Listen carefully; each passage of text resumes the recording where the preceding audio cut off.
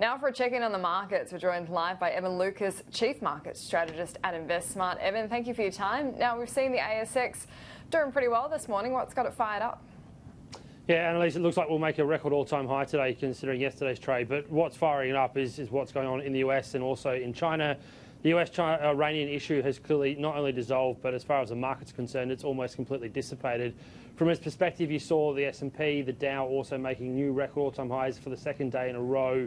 But the real kicker to it, and from an Australian-centric point of view, is the fact that last night we saw Beijing confirm that Li Keqiang will actually go across to Washington to sign phase one of winding back of the US-China trade tensions and actually see that signed into agreement. That is a huge step forward for the Chinese. It's also, therefore, a huge step forward for the Asian region and by proxy us here in Australia. And that's why we will probably see that record today when it comes online in around about 10 minutes' time. And are we expecting any good news for the Aussie dollar as well? It's been so flat for so long. It has. The answer to that question is always interesting. It depends on how you look at the win for the Aussie dollar. And the reason I say that is that a falling Aussie dollar is actually beneficial to the economy in terms of where we currently sit. The fact that we have declined almost 17% since around about March 2018. So we're up then around about 82, 83 cents. We're now sitting at 68.5, 69. It has gone back up to 70 in the last couple of weeks. But that decline is actually very beneficial for exports. So I'll put that as a caveat. But if you are going on an overseas holiday and you are looking for a slightly better Aussie dollar, it is starting to show signs of strength. And the reason for that is that if you look again, yesterday we saw the trade balance. It was better than expected. Again, iron ore is a major reason for that. And net exports continue to be a shining beacon for not just trade, but also for the GDP numbers. They continue to actually add a huge amount of support. And that, therefore, did put the Aussie on the upside. But it also suggests that the US dollar also has had an incredible run. And it's not just against the Aussie, against most other currencies. It's starting to ease. And therefore, you may actually start seeing the Aussie move towards 71 cents over the next 3 or 4 months. Now, you mentioned GDP there. We are expecting a hit to GDP because of the bushfires. I think it was Goldman Sachs saying it was going to be down at least 0.02%.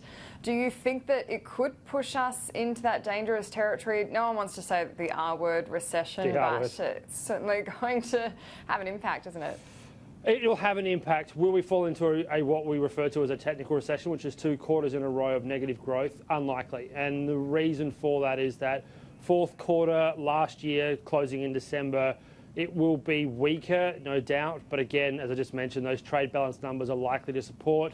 Government spending was already on the up at the end of calendar year last year.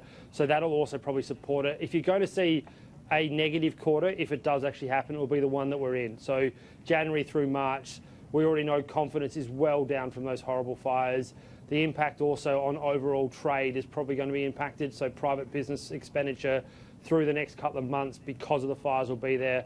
What was probably unlikely and why I say recession won't happen, we will see a huge amount of stimulus come through from basically the end of March anyway, all the way through for the rest of the year. So second quarter, third quarter, government spending will be well up. That's clear. You'll probably also see consumption up because people will want to spend to try and support those communities and the country as a whole. So for that reason, it's unlikely we'll actually get a technical recession, but it's the quarter we're in that may actually see negativeness from those unfortunate fires.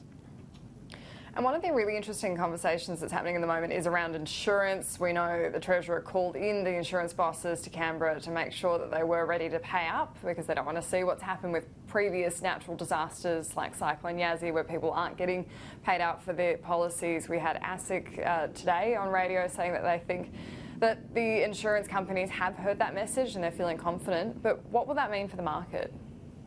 So if you look at it from regards to the market's perspective, they're already starting to price in the probable hit to what it means to the companies. The one to really highlight here is IAG, and they are very centric towards New South Wales, and that's clearly where the most amount of insurance claims are going to come from. And they've actually been declining since the fires began, and that was back in November. And you can actually see pretty much to the close of business yesterday, they're down around about 6.5%, 7%. So that's been priced in.